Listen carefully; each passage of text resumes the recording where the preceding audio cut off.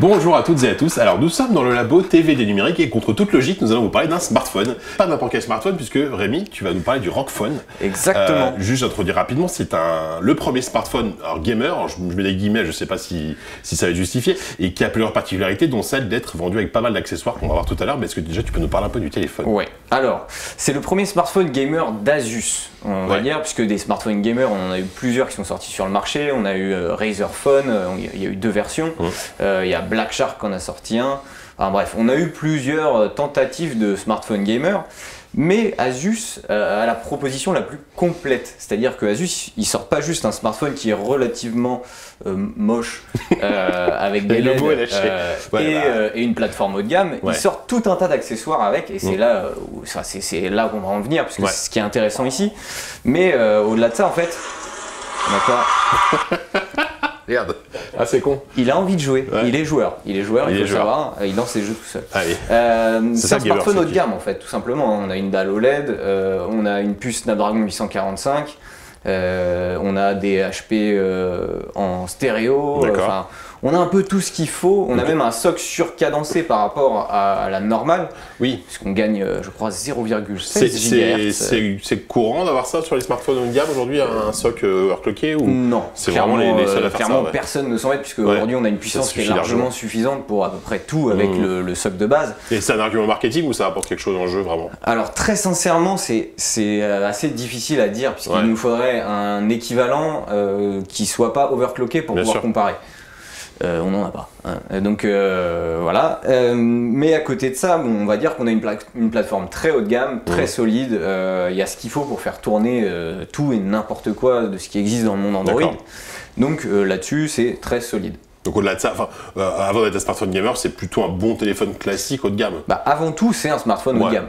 C'est ça. Et c'est le cas de tous les smartphones gamers en fait. La plupart des smartphones gamers sont uniquement des smartphones haut de gamme avec, comme je disais, un design douteux. Des petites... c'est une question de goût. Après, moi honnêtement, je le trouve relativement sobre pour un truc gamer. On retrouve un petit peu les codes ROG, la marque gaming d'Asus, avec le cuivre et effectivement ce logo qui est RGB a priori. Tu peux changer la couleur. Tu peux changer la couleur en direct. Directement à la volée. Parle-nous des accessoires parce que moi je vois des trucs incroyables sur la table, j'ai envie de voir ce que ça donne. Quand même. C'est là en fait que prend tout l'intérêt de ce smartphone. C'est qu'on a une gamme d'accessoires qui est très complète. Là il y a tous les accessoires. Alors il y a tous les accessoires disponibles chez Asus qui sont ici. Donc on va avoir le premier en fait, c'est ce petit truc là qui est fourni dans la boîte. Tous les autres sont en option. D'accord, c'est important à savoir. Il faut le savoir. Celui-ci est fourni dans la boîte et c'est tout bêtement en fait un petit ventilateur qui vient se ficher. Je ris. Puisqu'on a un petit connecteur en bas qui nous permet de venir le clipper. Et donc on retrouve bien évidemment la LED, puisque c'est primordial dans le jeu vidéo. La LED c'est très important. Tout à fait. Et en fait ici on a un petit ventilateur qui va venir refroidir quelque peu la surface, donc on va dégager un peu la chaleur de la surface. En termes de gestion thermique, je suis pas sûr que ce soit le truc le plus performant. Dans la pratique ça permet de maintenir une température correcte, mais en même temps on n'a pas envie de n'avoir que ce petit ventilateur. Parce que tout l'intérêt de la gamme d'Asus, c'est d'avoir proposé plein d'accessoires qui sont beaucoup plus intéressants en fait. Et on va dire qu'il y a quelques paradoxes dans la mesure où par exemple, premier accessoire qui est le plus simple, qui ressemble un peu en fait à des Joy-Con de Switch. J'imagine. Je pense pas manquer de respect à Nintendo en disant ça. Pas du tout. Les Joy-Con sont beaucoup plus ergonomiques, bien sûr, mais surtout, effectivement, mais après, on a déjà vu des accessoires comme ça pour smartphone où tu cales ton téléphone au milieu. Là-dessus, il n'y a rien de révolutionnaire, on est d'accord. C'est efficace. C'est efficace, tout à fait. En fait, vas-y, fais voir. Bon, par contre, ce qui est un peu embêtant, c'est qu'il faut retirer. Tu peux pas avoir le ventilateur et ça? Non, parce que en fait, soit ça va forcer sur le truc et ça va surtout obstruer la sortie du ventilo, donc ça ne servira plus à rien. Soit si tu viens le caler par-dessus, ça va forcer sur le connecteur et c'est pas bon du tout. Puis ça va dissiper la chaleur surtout du banc. D'accord, Donc là, c'est tout simple. Hop. Tu as ici le connecteur USB-C. C'est l'USB-C, du coup, des deux côtés, il y a deux ports USB-C en fait. Alors en fait, on a un port USB-C qui sert, on va dire, à la charge classique et à la connexion de cette petite chose-là. Et ensuite, on a en dessous deux connecteurs USB-C qui sont mis côte à côte et qui servent à la connexion de tous les autres accessoires en fait. D'accord. Donc tu peux pas recharger ton téléphone sur ce port-là? Non, il est vraiment dédié qu'à la connexion avec les accessoires. Ok. Donc là, on obtient finalement quelque chose qui est relativement ergonomique. C'est sûr que c'est pas l'objet le plus quali de la Terre.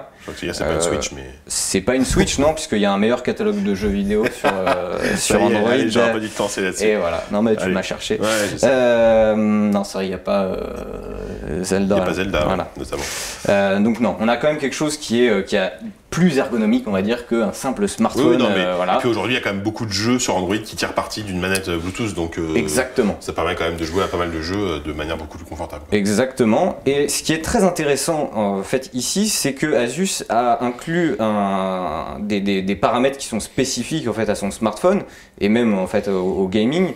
Et on va avoir la possibilité dans les paramètres d'aller régler plusieurs choses et notamment, donc là ça ne s'affiche pas, on va lancer un jeu. Allez hop. PUBG au hasard. PUBG mobile par exemple. Ah, qui du coup est beaucoup plus agréable à jouer à la manette, j'imagine, qu'au tactile. Quoi. Alors PUBG mobile n'est jamais vraiment un jeu très agréable à jouer. C'est clairement un jeu qui est pas très bien optimisé. T'es le genre de gars à y avoir passé 75 heures, voire 100. Alors plus j'y ai joué plus sur PC, mais sans jamais atteindre un niveau exceptionnel malheureusement. Et donc en fait on va avoir des petits paramètres, tac, et ce qui se lance, voilà. Donc c'est quelque chose qui s'appelle génie du jeu. D'accord, ça sent la traduction un peu à l'arrache, mais... Je vois pas de quoi tu parles. Non, du tout. Game Genie, donc voilà, le Game Genie en fait, qui te permet de régler plusieurs choses, de verrouiller pour pas que tu aies des notifications qui pop pendant que tu es en jeu, de désactiver certaines choses, d'avoir les infos en temps réel sur le nombre de FPS, la température du CPU, la charge du CPU, la charge du GPU. Donc des petites infos en fait qui sont assez sympathiques et qui parlent forcément aux joueurs. Et on va avoir surtout, pour moi, la fonctionnalité la plus intéressante qui est le mappage des touches, donc qui va te permettre de dire que ce joystick-là va correspondre à telle zone de l'écran, puisque en fait, le problème c'est qu'on adapte un jeu qui est fait pour jouer avec tes pouces, avec des boutons. Et donc, à moins d'avoir des développeurs qui ont pensé exactement à ce qui allait se passer, ce qui est rarement le cas, puisque PUBG existait avant cette manette, du coup, en fait, tu adaptes l'action du joystick à une zone de l'écran, et ça te permet du coup de te déplacer, de tirer, voilà, tout ce qui est possible de faire. Et donc tout ça est entièrement personnalisable.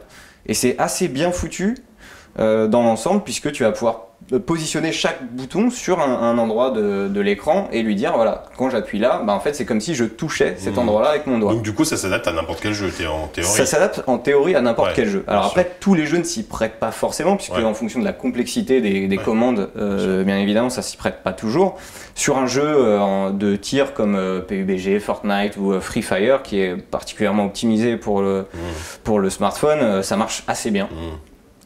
Donc ça c'est quand même un truc qui est plutôt cool et qui permet de bien prendre en main le jeu. Et justement tu parlais de mapping et tout, je crois qu'on va carrément, alors via un autre accessoire, brancher carrément un clavier et une souris pour jouer à ce truc là. Peut-être tu peux nous montrer un peu le truc, parce que ça c'est un peu l'effet waouh, j'ai envie de te dire, en tout cas dans un premier temps. Alors on a un dock en fait qui nous rappelle un petit peu tous ces docks à l'époque où Microsoft essayait de nous vendre ses smartphones comme étant des ordinateurs. Avec les fameux trucs de bureau là, avec le mode DeX de Samsung par exemple. Et donc là on a un dock qui est ici, qui est assez imposant, mais en même temps qui embarque une quantité assez incroyable de choses. Niveau connectique d'ailleurs. Niveau connectique c'est assez fou, puisqu'on va avoir, hop, si on arrive à le voir, voilà. Donc on va avoir une alimentation en USB-C, on a 4 ports USB, un port Ethernet, une sortie DisplayPort, une sortie HDMI, une prise casque, une prise micro. Attends, il y a même un lecteur de carte SD sur le côté. Et sur le côté, on a même un lecteur de carte SD, truc qui disparaît quand même d'à peu près partout, et là il nous en remet un, c'est assez phénoménal. Un deuxième DisplayPort et une prise USB type 3. Ouais. Donc t'as 3 sorties vidéo USB 3, pardon. USB 3, ouais. Donc t'as pas... Non, en fait, celle-ci, c'est une entrée. C'est si tu veux faire rentrer autre chose dans le système. D'accord. Alors dans la pratique quand même, on va dire que ça marche bien quand tu fais sortir ton écran sur un truc. Donc tu as juste à poser ton smartphone. Hop. Tu patientes quelques secondes le temps que la magie opère et bam. Voilà. Là en plus on est sur une belle télé, donc on est sur là on est sur un téléviseur OLED de 65 pouces, donc disons que c'est quand même, c'est la base pour le jeu vidéo à mon sens. Je pense qu'on peut difficilement jouer sur autre chose. Attends, j'essaie parce que tu peux carrément utiliser la souris. Tu peux utiliser la souris comme si tu étais sur un bureau c'est ça. Chromebook ou sur un Chromebook quoi. C'est ça, tout à fait. Écoute, c'est plutôt. Alors, c'est pas. Alors, ça reste l'interface. Dans un sens, on va dire que le défaut, c'est que ça reste l'interface Android. Ouais. On passe pas sur une interface modifiée, comme c'est le cas, par exemple, de Dex chez Samsung, qui te modifie l'interface, qui t'adapte, qui te fait un truc un peu plus style Windows. Là, on reste sur une interface Android en mode paysage. D'accord, ça casse pas non plus des briques, mais c'est intéressant puisque, enfin voilà, tu vois, il n'y a pas trop de latence dans la souris. J'essaye, je regarde. Alors là, on est sur un jeu qui s'appelle Shadowgun Legend. Donc il y a des moments où tu es obligé de repasser un peu par le tactile. C'est ça en fait, c'est pas toujours parfait, j'ai l'impression. Tout ne fonctionne pas parfaitement. C'est un petit peu ça aussi le défaut, c'est qu'on est souvent obligé de switcher entre le tactile et le clavier souris. Heureusement que l'écran reste disponible. Voilà, c'est ça. En fait, on a deux options. On a une option mirroring, donc qui va vraiment reproduire ce qu'on a sur l'écran du smartphone sur un moniteur ou une télé.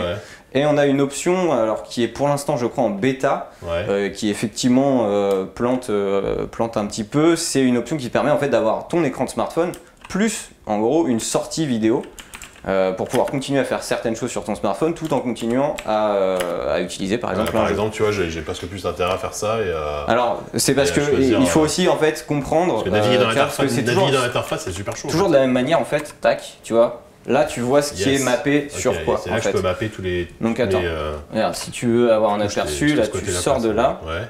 Et donc là, si tu fais ça, en fait, tu vois que là, il faut que tu appuies sur la barre espace pour accéder à ce truc-là. Valider à ce truc-là. Là, tu vois que les déplacements, c'est les touches classiques. Et là, en fait, les autres actions sont positionnées, elles, pour quand tu es dans une mission, en fait. Donc c'est aussi un petit peu ça la limite, c'est que quand tu es dans les menus, finalement, ça correspond pas.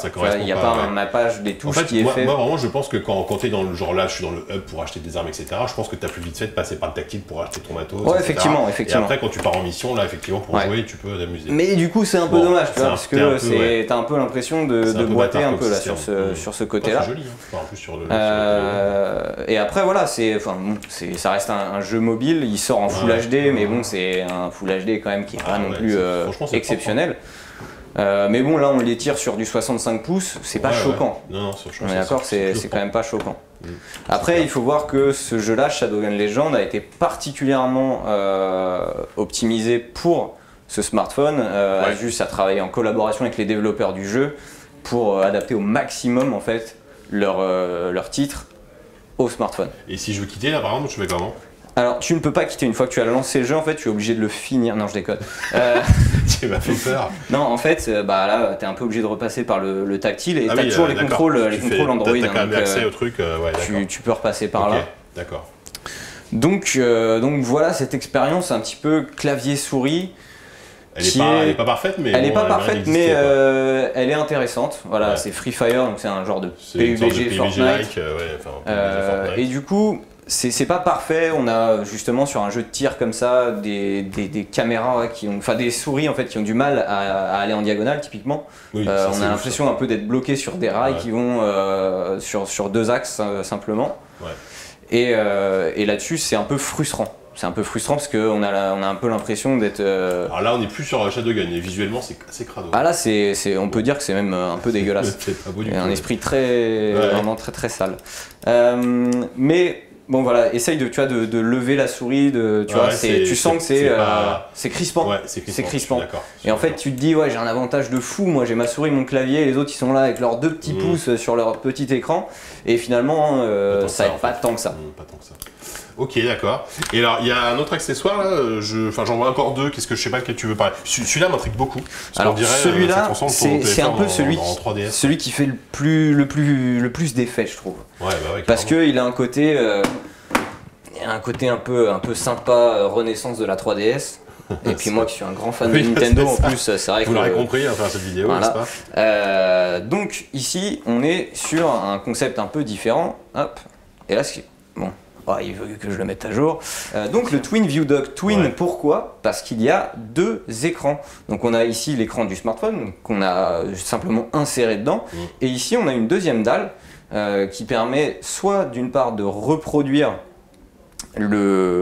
l'affichage de dupliquer l'affichage qui est celui du smartphone. Faut que je le débranche et que je le rebranche. Normalement, hop. Voilà, hop. Donc soit en fait de dupliquer, soit en fait d'avoir un deuxième écran, c'est-à-dire que là par exemple je vais avoir mon jeu et en dessous je vais pouvoir me lancer une page internet. Ah, c'est rigolo ça. Par exemple, si je veux aller, parce que je trouve que ce jeu est un peu nul, je peux aller sur le site d'Enum pour voir s'il y a des bonnes affaires. C'est ça, n'oublions pas que c'est le Black Friday. Ouais.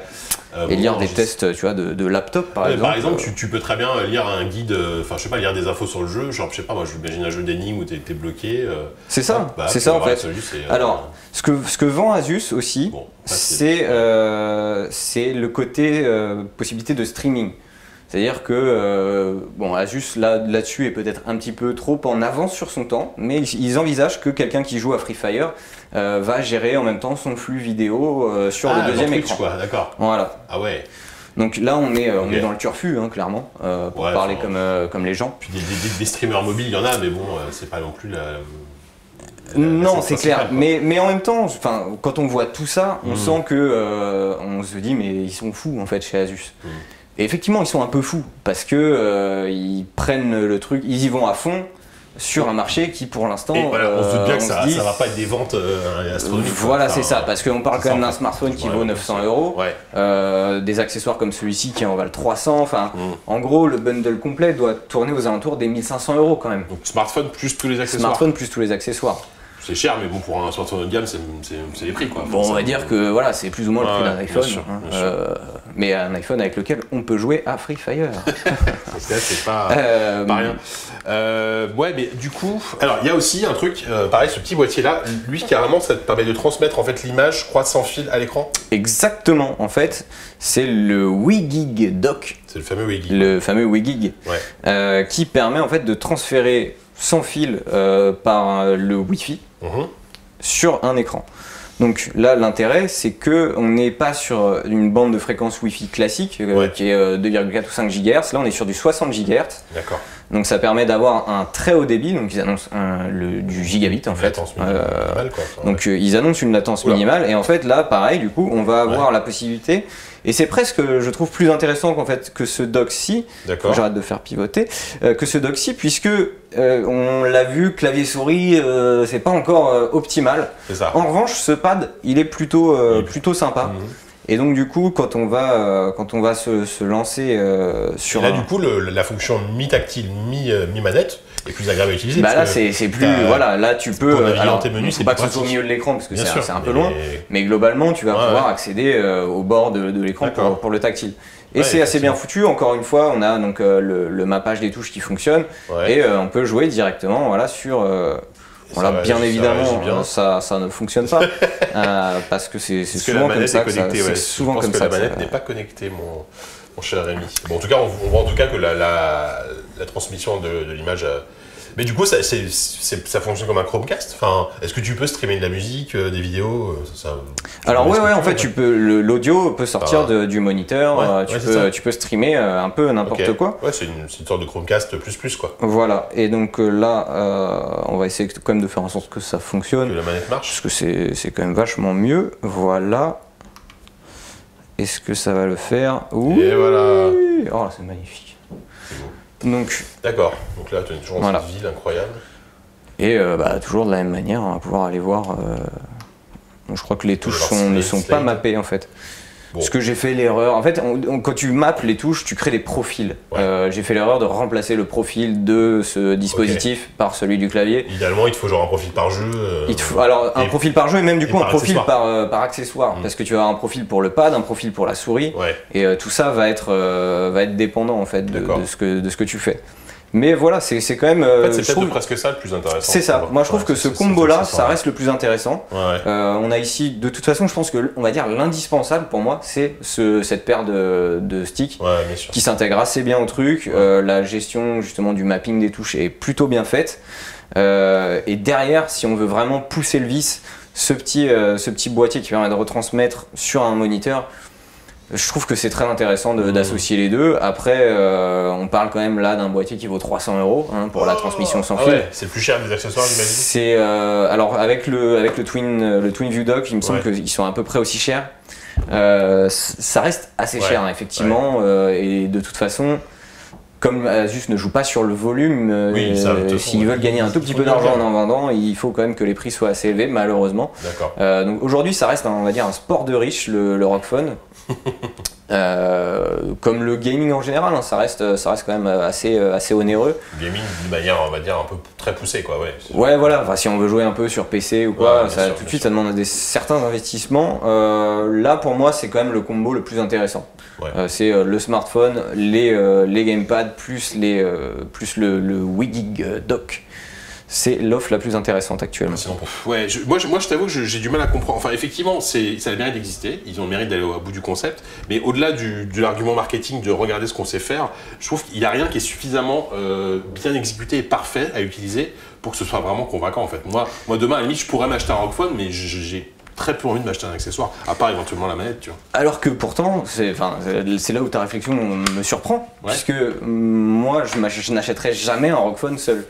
Ah ouais? Non, il n'y a aucun intérêt. Ce smartphone n'a aucun intérêt en lui-même. Bon, c'est un smartphone haut de gamme, mais finalement, il n'est pas plus intéressant qu'un autre smartphone haut de gamme. Il n'a pas une vraie plus-value sans ses accessoires. C'est là où il prend toute son ampleur. C'est quand tu lui colles une sortie vidéo pour jouer sur ta télé ou sur un moniteur, ou ce pad qui te permet d'aller sur les NUM et jouer à Free Fire en même temps. C'est le rêve de tout gamer, je crois. Oui. Voilà. Donc du coup, c'est sûr que comme ça, on pourrait se dire qu'Asus perd un peu les pédales, mais en même temps, Asus, c'est un peu une boîte comme ça aussi. C'est un peu la boîte qui sort des trucs, en sachant très bien qu'ils vont pas en vendre beaucoup. Mais il y a le côté image d'innovation. Parce que clairement, mine de rien, là-dedans, il y a quand même une certaine innovation. Complètement, oui, ils sont là pour montrer ce qu'ils savent faire sur ce créneau. Et surtout, ils vont jusqu'au bout et ils lancent un petit peu le marché aussi. Parce que le marché du gaming, aujourd'hui, ça représente, sur mobile, on est quasiment à 50-50 avec le marché, de la console, du PC et tout. Alors après, forcément, le marché mobile, ça comprend aussi les gens qui jouent à Candy Crush et tout. Bien évidemment. Mais finalement, il faut un terreau pour que quelque chose se développe. Et une offre hardware comme celle-ci peut permettre à des développeurs, comme là par exemple Shadowgun, qui se lancent sur ce créneau pour développer le truc. S'il n'y a pas de hardware, t'as aucun intérêt à y aller quand tu es un développeur. S'il y a un peu de hardware, tu vas commencer à te dire bon ok, je vais aller voir ce que ça donne. Et quand la concurrence va voir ce qui est fait, ils vont suivre un petit peu.